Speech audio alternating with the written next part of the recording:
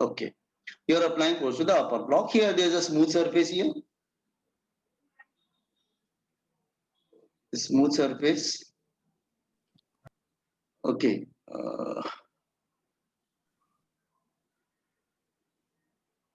अच्छा, smooth surface. Okay. Now first one. पहले first part लेते हैं.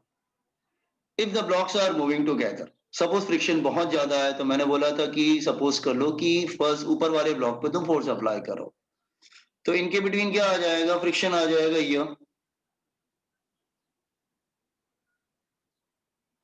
ठीक है, दैट फ्रिक्शन आ जाएगा।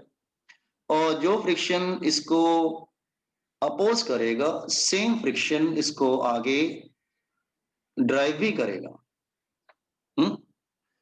जो फ्रिक्शन अपोज करेगा, सेम फ्रिक्शन उसको आगे ड्राइव भी करेगी। ये बात मैंने लास्ट टाइम बताया। तो सपोज फर्स्ट कंडीशन लेते हैं, let's say let condition is both blocks moving together. We have taken the first condition. तो first condition ले रहे हैं। just here taking the first condition. Diagram समझ में आ रहा है ना everyone? Boys and girls? Sir एक बार रिपीट करो ना sir. Okay okay, just a minute.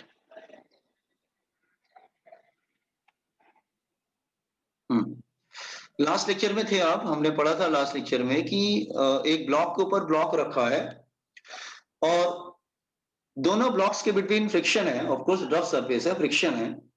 और लेकिन जो लोअर ब्लॉक है M2, उसके नीचे कोई फ्रिक्शन नहीं, मतलब ग्राउंड पे कोई फ्रिक्शन नहीं, दे आर स्मूथ सरफेस। तो आपने क्या किया? ब्लॉक 1 पे ऊपर वाले ब्लॉक पे फोर्स अप्लाई किया। अब इसमें दो कंडीशन हो सकता है, या तो फ्रिक्शन इतना स्ट्रांग होगा कि M1 M2 दोनों बिल्कुल they move like single body, दोनों एक साथ मूव करने लगेंगे, फ्रिक्शन बहुत ज्यादा स्ट्रांग है तो, ठीक है। तो अगर फ्रिक्शन स्ट्रांग होगा, ध्यान सुनो, if friction is more, friction अगर स्ट्रांग होगा तो दोनों ब्लॉक एक साथ मूव करने लगेंगे।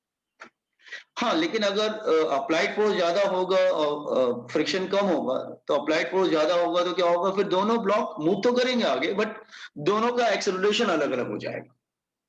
तो वन बाय वन दोनों की स्टडी करते हैं। तो पहले हम कंडीशन लेके चलते हैं। इसमें दो कंडीशन आते हैं न्यूमेरिकल्स में।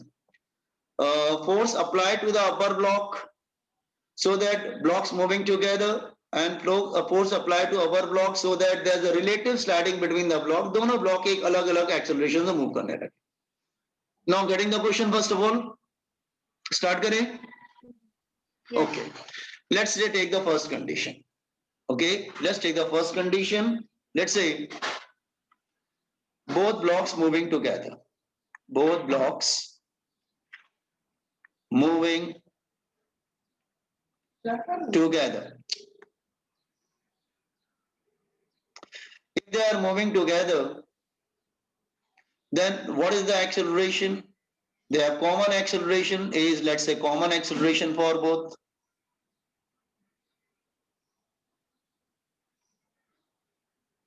So acceleration will be what? Total force upon total mass. Total force upon total mass. Everybody getting this one? Why acceleration is total force upon total mass? Because friction इतना strong है कि they are moving together. दोनों साथ में चल रहे हैं बिल्कुल। ऐसा होता है, मैंने लास्ट टाइम आपको एग्जांपल बताया था कि कोई अगर टेक्स्ट बुक है आपके, उस टेक्स्ट बुक के ऊपर एक बुक और रख दो, तो आप देखते हैं ना, आप ऊपर वाली बुक को पुश करो तो नीचे वाली ब्लॉक भी साथ मूव, नीचे वाली बुक भी जो साथ मूव करने लगती है। That same thing is going here, क्योंकि फ्रिक्शन इतना स्ट्रांग है दोनों के बिटवीन कि they are moving with a common acceleration. तो एक्सेलरेशन क्या हो जाएगा? Total force upon total mass. Are you getting this equation first of all, boys and girls? अच्छा, नाउ सी हियर, फ्रिक्शन का फॉर्मूला क्या होता है? लुक हियर, फ्रिक्शन का फॉर्मूला होता है that is mu into N. तो म्यू इंटू एन क्या हो जाएगा? इसका, इसके ऊपर वेट क्या है? m1 है, तो m1 g, नॉर्मल फोर्स क्या हो जाएगा? m1 g ऊपर। तो ये फ्रिक्शन हो गया, ठीक है। अच्छा, तो दोनों साथ में मूव कर रहे हैं, ठीक है। अच्छा, अब ब्लॉक m2 को लेते हैं, ब्लॉक m1 को लेते हैं। तो what about block m2? Block m2 पे फोर्स कितना लग रहा है? ब्लॉक M2 पे फोर्स कितना लग रहा है? ये लग रहा है force, that is mu S m1g, क्योंकि जो इसको अपोज कर रहा है वो इसको सपोर्ट भी कर रहा है। जैसे आगे, जैसे लेट मी,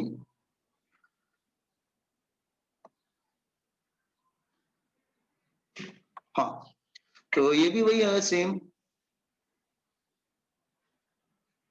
ठीक है, गॉट इट। अच्छा, फोर्स क्या होता है? That is mass into acceleration, तो m2 इंटू ए।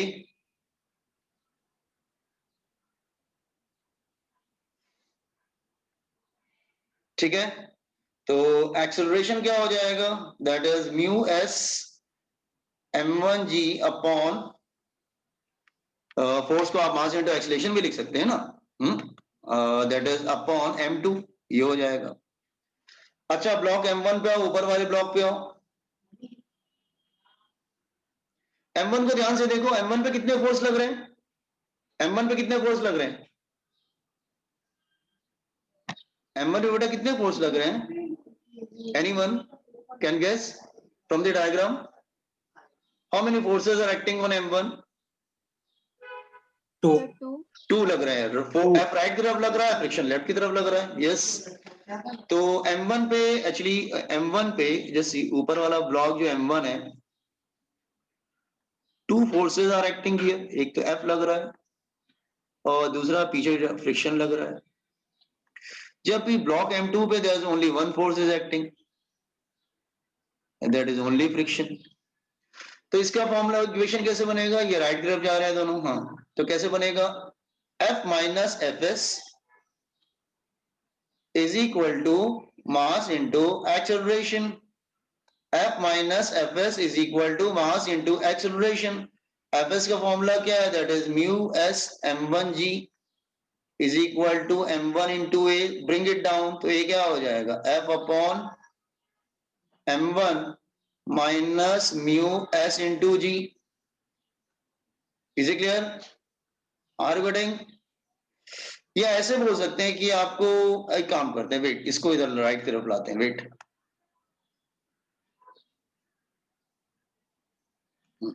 इसको राइट तरफ ले जाओ, तो ये हो जाएगा m1 mu s g plus ए।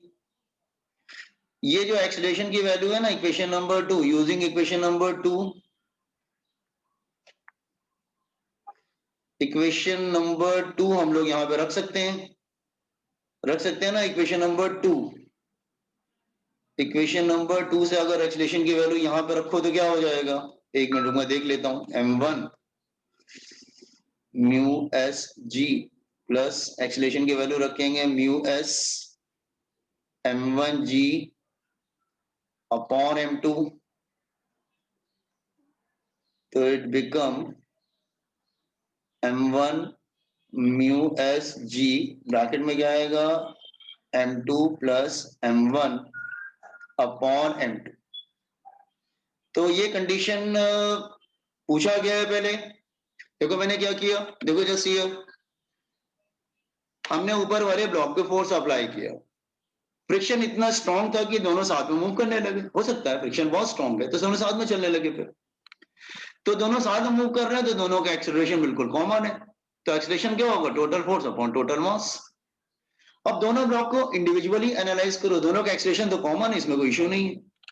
तो ब्लॉक m2 को कौन ड्राइव कर रहा है आगे? फ्रिक्शन ड्राइव कर रहा है, क्योंकि जो ऊपर वाले m1 को अपोज करेगा वही m2 को आगे ड्राइव करेगा। मैंने आपको बताया था लास्ट लेक्चर में। अच्छा, फ्रिक्शन का फॉर्मूला m2 पे लगा दिया, m2 पे तो एक ही फोर्स लग रहा है, तो फोर्स को आप मास इंटू एक्सीलरेशन भी कर सकते हैं और एक्सीलरेशन मिल जाता है। ठीक है। अच्छा, ब्लॉक m1 पे देखो दो फोर्स लग रहे हैं, एक तो फोर्स जो अप्लाइड फोर्स है, दूसरा जो फ्रिक्शनल फोर्स जो अपोज कर रहा है। तो F minus small f, sorry, friction force equal to mass into acceleration. Friction का फॉर्मूला तो ऊपर लिख चुके हैं, that is equal to mu S m1g है, ऊपर देखो डायग्राम में लिखा हुआ है। फिर हम a की वैल्यू इक्वेशन नंबर 2 से लाके हमने a की वैल्यू क्या किया? सब्स्टिट्यूट कर दिया और हमें फोर्स की कंडीशन मिल गई। आपके यही फॉर्मूला क्यों निकाला, कुछ और क्यों नहीं निकाला? रीजन इज, ये पूछा गया था एक बार यूजिंग इक्वेशन 2, ये कंडीशन एक बार पूछा गया था कि अगर दोनों ब्लॉक साथ मूव कर रहे हैं तो व्हाट इज द फोर्स। इसलिए मैंने ये डिराइव किया क्योंकि they have asked this question once, उन्होंने ये क्वेश्चन पूछा हुआ था पहले। ठीक है, तो ये आया हुआ क्वेश्चन है, इसलिए मैंने इसको ही डिराइव किया। ठीक है, तो ये तो फर्स्ट कंडीशन हुई कि they are moving together.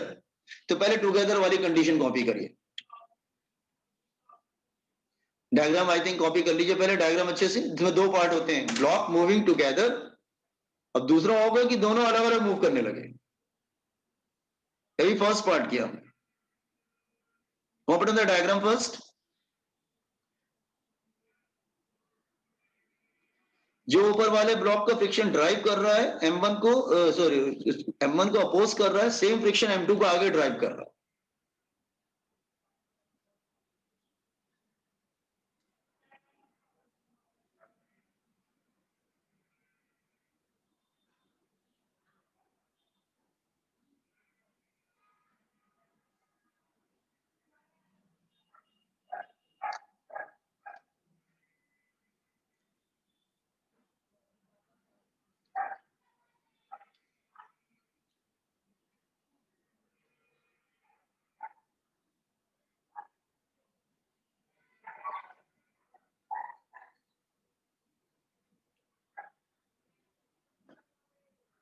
Sir, please scroll down. Just a minute. ये है blocks moving together.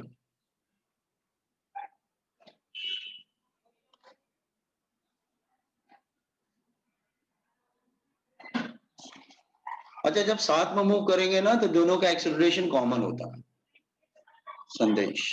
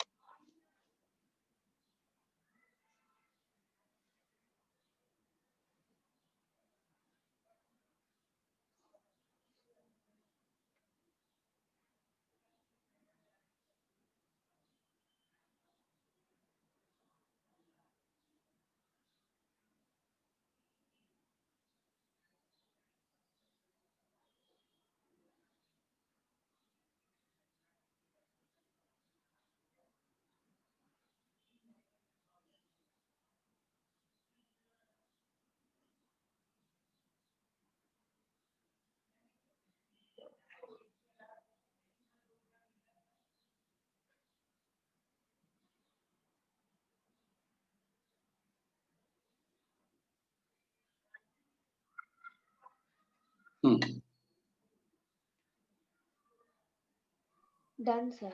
Okay.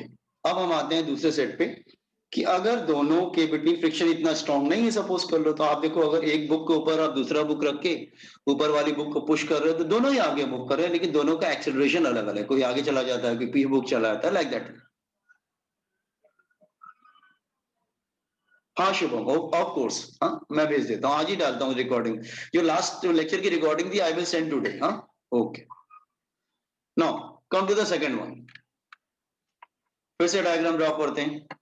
Now second part.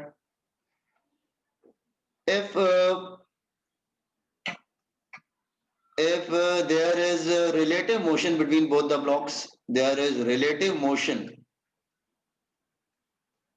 between blocks and both the blocks are moving forward with different acceleration। दोनों अलग अलग move करोगे आप, जैसे एक book है दूसरे के ऊपर दूसरा बुक रखा तुमने, ऊपर वाली बुक को पुश कर रहे हो तो हो सकता है ऊपर वाली बुक आगे चले जाए, पीछे वाली बुक थोड़ा पीछे रह जाए, बट दोनों मूव करती है थोड़ा बहुत। if there is a relative motion between blocks and both moving with different acceleration, both moving with different acceleration, और this time दोनों का acceleration different हो जाएगा। different acceleration in forward direction, दोनों अलग अलग मतलब acceleration से मूव कर रहे हैं। तो so just see, फिर से अगर डायग्राम ड्रॉ करते हैं, let's say this is one of the ground, इसके ऊपर हम एक ब्लॉक रख देंगे, look here, this is one of the block I placed here। हाँ, इसके ऊपर हम एक ब्लॉक और रख देते हैं। और दिस टाइम फोर्स थोड़ा सा ज्यादा अप्लाई कर रहे हैं, तो ये है कि दोनों के बिटवीन एक्सेलरेशन हो रहा है। बाकी सब सेम रहेगा, ये m1 है, ये m2 है, और इनके बिटवीन फ्रिक्शन आ जाएगा। फ्रिक्शन का फॉर्मूला आपको मालूम है क्या होता है, दैट इज म्यू। अच्छा, दोनों मूव करने लगेंगे तो फिर काइनेटिक फ्रिक्शन आ जाएगा ना बेटा। मूव करने लगेंगे दोनों, अब दोनों के बिटवीन मोशन स्टार्ट हो जाएगा, तो स्टैटिक फ्रिक्शन रहेगा कि काइनेटिक फ्रिक्शन रहेगा? अब तो काइनेटिक फ्रिक्शन आ जाएगा ना। तो म्यू के m1 जी, और जो फ्रिक्शन इसको अपोज करेगा वही फ्रिक्शन नेबरिंग वाले ब्लॉक को आगे ड्राइव करेगा। अब दिस टाइम दोनों का एक्सेलरेशन दोनों अलग हो गया, ठीक है। अब दोनों अलग अलग एक्सेलरेशन से आगे आगे आगे मूव करने लगे, तो लेट्स से इसका एक्सेलरेशन, लेट्स से m1 का एक्सेलरेशन ले लेते हैं हम लोग a1, और m2 का एक्सेलरेशन ले लेते हैं लेट्स से a2। हो सकता है ना दोनों अलग अलग मूव करने लगे, उसमें क्या प्रॉब्लम है? दोनों का एक्सेलरेशन अलग है, तो इसका एक्सेलरेशन जो है a1 है और इसका एक्सेलरेशन जो है वो a2 है, कोई प्रॉब्लम नहीं है। Are you getting the diagram boys and girls? दोनों में रिलेटिव मोशन स्टार्ट हो गए, अब दोनों ही आगे जा रहे हैं, लेकिन थोड़ा दोनों का एक्सेलरेशन अलग अलग हुआ क्योंकि फ्रिक्शन कमजोर पड़ गया। अब दोनों अलग अलग मूव करने लगे, लेकिन जा रहे हैं दोनों आगे। अच्छा, सर आप वो दोनों फ्रिक्शन एक्सप्लेन कर सकते हैं क्या? कौन सा फ्रिक्शन बचा? सर आपने काइनेटिक फ्रिक्शन दोनों डायरेक्शन में डाला है इसलिए। हाँ, तो लास्ट लेक्चर मैंने बताया था ना। हाँ, देखो ये आप कहेंगे ये आगे कैसे जाएगा दूसरे नीचे वाला, तो मैंने आपको प्रैक्टिकल एग्जांपल लग के आप घर पे कर सकते हैं। आप एक टेक्स्ट बुक के ऊपर दूसरी टेक्स्ट बुक रख के देखिए, और ऊपर वाली टेक्स्ट बुक को फोर्स अप्लाई करिए धीरे से, आप देखेंगे नीचे वाली टेक्स्ट बुक ही मूव करने लगेगी आगे की तरफ। अगर सर वो समझा, हाँ, लेकिन आपने दोनों डायरेक्शन में लिया ना फ्रिक्शन, इसलिए। हाँ, तो ये फ्रिक्शन ऊपर वाले को अपोज कर रहा है, और जो अपोज कर रहा है वही इसको आगे ड्राइव भी कर रहा है। एक मिनट, जस्ट अ मिनट। मैंने आपको लास्ट लेक्चर में बताया था, जो फ्रिक्शन एक ब्लॉक को अपोज करेगा, जैसे सपोज आप फोर्स m1 पे अप्लाई कर रहे थे, तो m1 को अपोज करने के लिए फ्रिक्शन लग गया। जो फ्रिक्शन m1 को अपोज कर रहा है वही फ्रिक्शन नेबरिंग वाले ब्लॉक को आगे ड्राइव करेगा। तो m1 पे दो फोर्सेस लग रहे हैं, एक F और F के, लेकिन m2 पे एक ही फोर्स लग रहा है, दैट इज फ्रिक्शन। तो अगर तुम ब्लॉक m2 देखोगे, लुक हियर, ब्लॉक m2, तो ब्लॉक m2 पे कौन से फोर्स लग रहे हैं? सिर्फ एक ही फोर्स लग रहा है, दैट इज फ्रिक्शन। फ्रिक्शन लग रहा है बस, और क्या। और इसका एक्सेलरेशन आपने क्या लिया? a2। तो क्या होगा? Force is equal to mass into acceleration, a2, mass into acceleration. Friction का फॉर्मूला क्या है? फ्रिक्शन का फॉर्मूला तो यही रहेगा, हम इसको ले लेते हैं, mu K m1g is equal to m2 a2। तो a2 क्या हो जाएगा? Mu K m1g upon m2, ठीक है। अब आओ ब्लॉक m1 पे आओ, ऊपर वाले ब्लॉक पे आओ, ब्लॉक m1, ब्लॉक m1 पे कितने फोर्स लग रहे हैं? ब्लॉक m1 पे दो फोर्स लग रहे हैं, एक लग रहा है फ्रिक्शन, सॉरी फोर्स, और दूसरा लग रहा है that is kinetic friction Fk, ठीक है। अब इस पे क्या होगा? इसका एक्सेलरेशन कितना लिया था हमने? a1। तो क्या होगा? F minus Fk is equal to mass into acceleration. Fk की वैल्यू क्या है? That is mu K m1g is equal to mass into acceleration. तो एक्सेलरेशन क्या आ जाएगा? ब्रिंग इट डाउन, इसको नीचे ले आओ, F minus mu K m1g upon m1।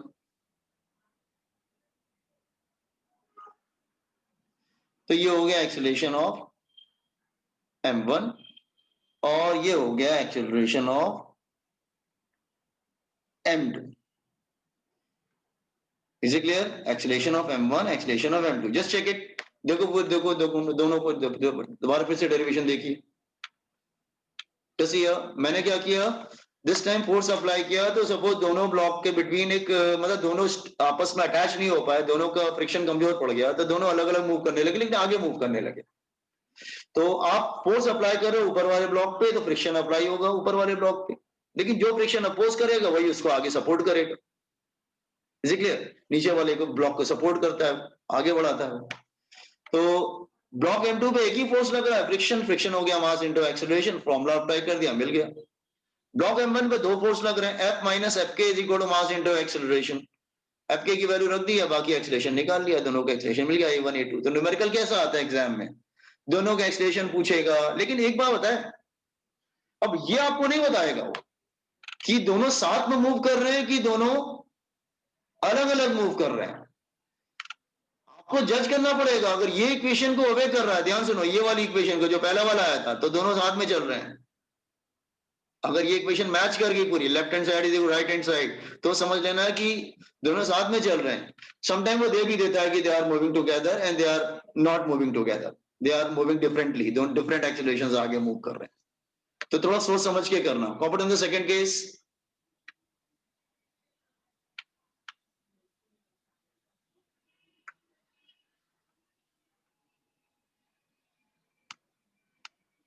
देखिए ये सब आता है एग्जाम में, आपके मेंस वगैरह में, हाँ? समझ लेना कैसे किया है। और कोई स्टेप नहीं समझ में आ रहा है तो मैं भी रिपीट कर सकता हूं आपके लिए।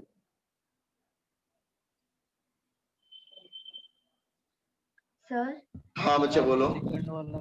सर फर्स्ट केस में कैसा क्वेश्चन पूछा था आपने जो डिराइव किया था वो? फर्स्ट केस में उसने बोला था both the blocks are moving together, a force is applied on the upper block so that both the blocks will move together, दोनों एक साथ मूव करें। तो उसमें हमने कैसे किया कि सपोज लेट्स से, पहला केस फिर से दोबारा एक्सप्लेन करते हैं। लेट्स से फर्स्ट केस, तो फर्स्ट केस क्या है? Let's say both the blocks are moving together, दोनों एक ब्लॉक एक साथ मूव कर रहे हैं, ठीक है, दोनों ब्लॉक एक साथ मूव कर रहे हैं। तो उनका जो एक्सेलरेशन होगा वो कॉमन होगा। कॉमन एक्सेलरेशन को हमने क्या ले लिया? ए ले लिया। Let's say common acceleration is let's say ए, ठीक है। अब हमने फॉर्मूला अप्लाई किया, M2 पे सिर्फ एक ही फोर्स लग रहा है, दैट इज फ्रिक्शन, और M1 पे जो है वो दो फोर्स लग रहे हैं, F और फ्रिक्शन दोनों लग रहे हैं। तो उसके अकॉर्डिंग इक्वेशन बना लिया, और हमको एक्सेलरेशन क्योंकि दोनों के कॉमन थे, तो इक्वेशन हम M2 का एक्सेलरेशन M1 में रख दिया। एक्सेलरेशन तो कॉमन थे दोनों के, तो M2 का एक्सेलरेशन M1 में रख के सॉल्व कर लिया, और ये कंडीशन आ गई। तो ये कंडीशन आपको याद रखनी पड़ेगी, ये ध्यान रखना। अगर ये इसको ओबे करता है तो दे विल मूव टुगेदर, कभी कोई बताता नहीं है वो, तो पहले ये कंडीशन चेक करना। अगर ये कंडीशन मैच कर गई, तो अगर जो फोर्स है इट इज ये कंडीशन मैच कर गई, then they will move together, दोनों साथ में चलेंगे, ठीक है। जस्ट अ मिनट, एक सेकंड, हाँ एक सेकंड, जस्ट अ मिनट।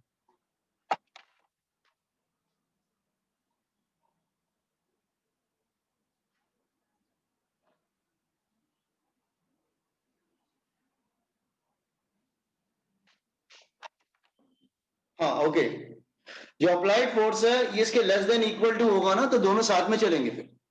लेकिन अगर फोर्स इससे ज्यादा हो गया, इस वैल्यू से ज्यादा हो गया, तो फिर दोनों अलग अलग हो जाएंगे। फिर अलग अलग हो जाएंगे तो फिर दोनों का एक्सेलरेशन भी डिफरेंट हो जाएगा, फिर कॉमन एक्सेलरेशन नहीं रहेगा। और कैसे निकाला देख लो।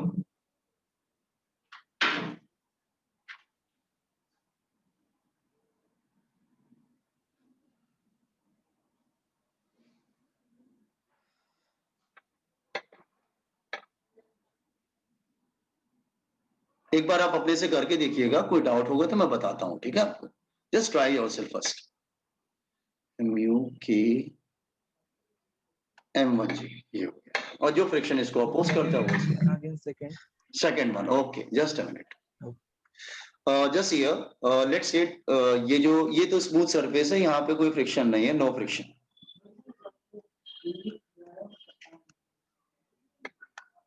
असल में दरअसल लेट आ रहे हैं बच्चे यहाँ पे, देखो अभी जस्ट एक बच्चा एंटर हुआ। हाँ now look here, let's say आपने ऊपर वाले ब्लॉक पे फोर्स अप्लाई किया, फ्रिक्शन वीक था, तो फ्रिक्शन उसको अपोज करने लगा। जो फ्रिक्शन ब्लॉक को अपोज करेगा, सेम फ्रिक्शन, ये कॉन्सेप्ट याद रखना, सेम फ्रिक्शन नेबरिंग ब्लॉक को आगे ड्राइव करेगा।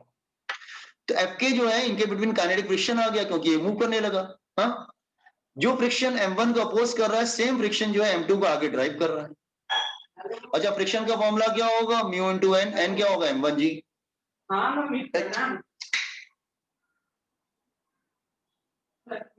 M1 जी, ठीक है। अच्छा, M2 पे कितने फोर्स लग रहे हैं? Only one. सिर्फ काइनेटिक फ्रिक्शन तो लग रहा है जो उसको आगे ले जा रहा है। हाँ, तो हमने M2 पे एक्सीलरेशन ले लिया A2 और M1 पे एक्सीलरेशन ले लिया A1। तो पहले M2 को देखो। M2 मतलब लोअर ब्लॉक। तो लोअर ब्लॉक पे कितने फोर्स लग रहे हैं? Only kinetic friction. तो देखो इधर छोटा डायग्राम बना दिया है। तो kinetic friction is equal to mass into acceleration. Kinetic friction का वैल्यू रख दिया इधर, तो एक्सीलरेशन मिल गया। तो मतलब हमें M2 का एक्सीलरेशन मिल गया। अब M1 पे आओ। M1 पे तो दो फोर्स लग रहे हैं, एक अप्लाइड फोर्स, ये अप्लाइड फोर्स है, दिस इज अप्लाइड फोर्स। और ये काइनेटिक फ्रिक्शन दो लग रहे हैं। तो क्या होगा? F minus F K is equal to mass into acceleration. इसका एक्सेलरेशन A1 लिया, फ्रिक्शन की वैल्यू रख दिया, एक्सेलरेशन A1 मिल गया। Got it?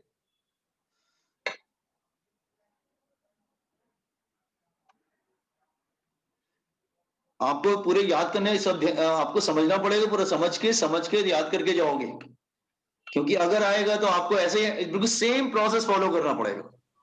अच्छा, वो न्यूमेरिकल में पूछेगा क्या? न्यूमेरिकल में पूछेगा क्या?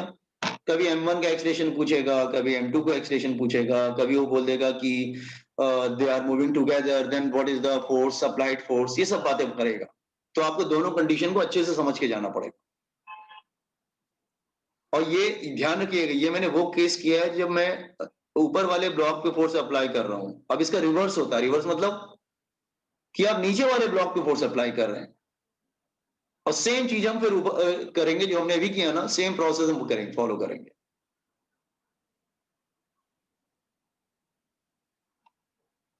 Done sir.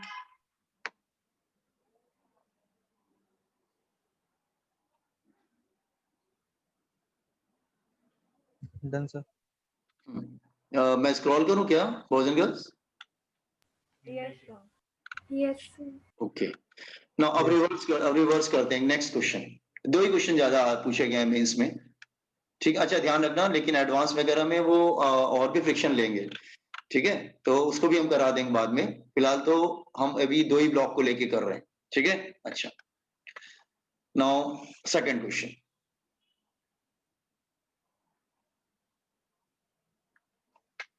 Second question. Again, this one here, and there's one block here.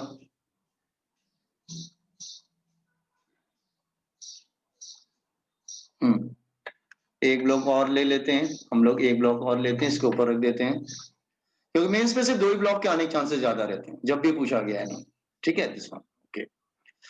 अच्छा, कंफ्यूज मत होना, मैं ऊपर वाले को M1 ले रहा हूँ, नीचे वाले को M2 ले रहा हूँ, तो रट के मत जाना, क्योंकि वो कभी कभी क्या करते हैं, कंफ्यूज कर देते बच्चों को। ऊपर वाले को M2 ले लेते, नीचे वाले को M1 ले रही, तो आप रट के जाओगे तो दिक्कत होगी फिर। मैंने M1 ऊपर लिया, M2 नीचे लिया है, वो रिवर्स भी तो कर सकते हैं। M2 ऊपर कर देंगे, M1 नीचे कर देंगे, उसी में बच्चा परेशान हो जाता है कि ये तो क्या किया इन्होंने, चेंज कर दिया नाम, ठीक है। M1 हमने इसको लिया, M2 इसको लिया, दिस टाइम मैं नीचे वाले पे फोर्स अप्लाई कर रहा हूं। ये नो फ्रिक्शन, यहाँ पे कोई फ्रिक्शन नहीं प्रेजेंट है, नो फ्रिक्शन। हाँ, यहाँ पे दो फ्रिक्शन है, एक म्यू एस भी है और म्यू के भी है, kinetic friction, static friction. Now again the same question, just here, block moving together, same, moving together.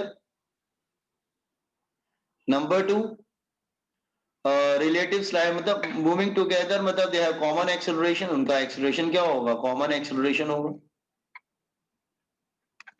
दूसरा होता है relative sliding between blocks, relative sliding between blocks,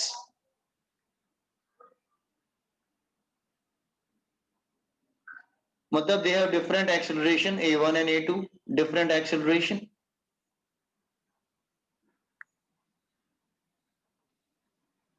ठीक है, तो पहले फर्स्ट वन को करते हैं। Let's say both the blocks are moving together, so I am doing the first one first. Let both blocks moving together.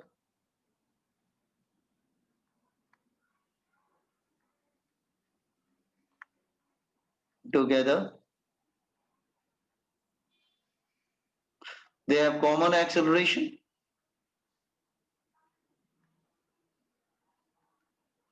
Common acceleration क्या होगा? Total force upon total मास। अच्छा, फिर से वैसे ही करते हैं जैसे हमने किया था। अब ये इसको एक सेकेंड,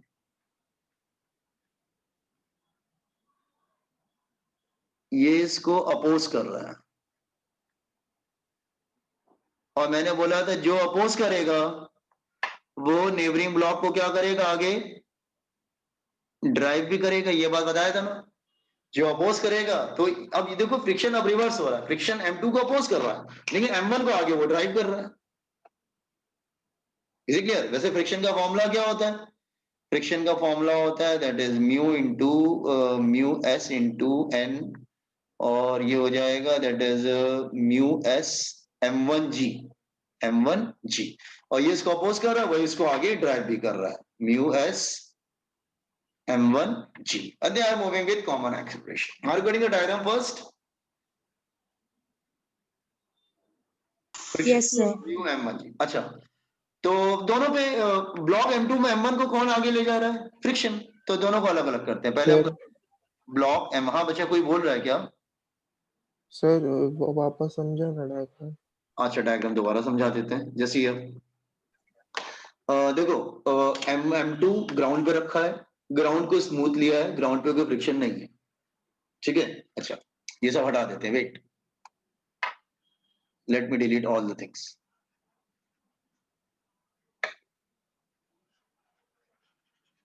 हाँ, M1 M2 के बिटवीन फ्रिक्शन प्रेजेंट है, कोई प्रॉब्लम नहीं है, ठीक है।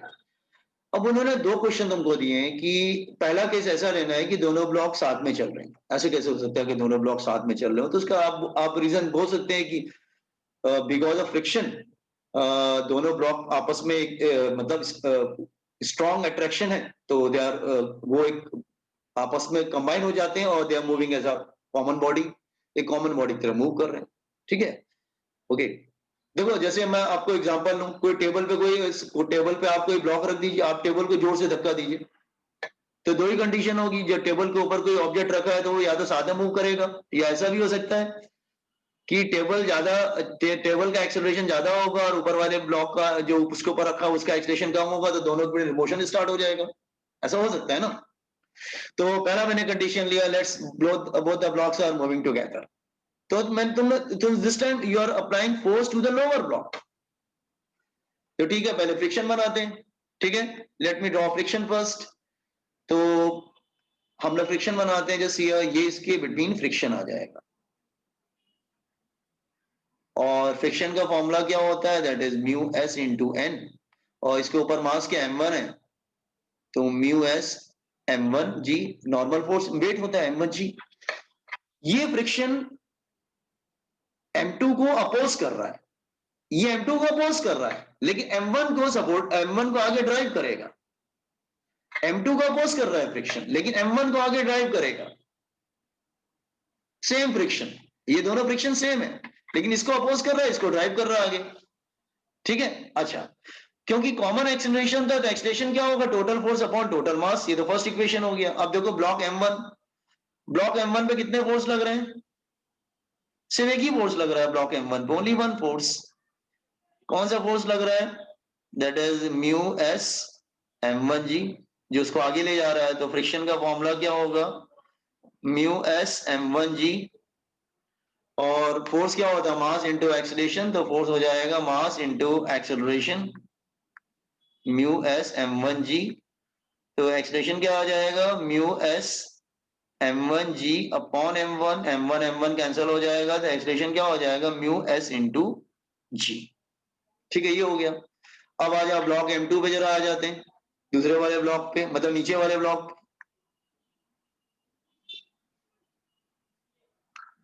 ठीक है, अब दूसरे वाले ब्लॉक पे देखो, इस पे कितने फोर्स लग रहे हैं? एक तो आप अप्लाइड फोर्स अप्लाई कर रहे हैं, दूसरा कौन सा फोर्स लग रहा है?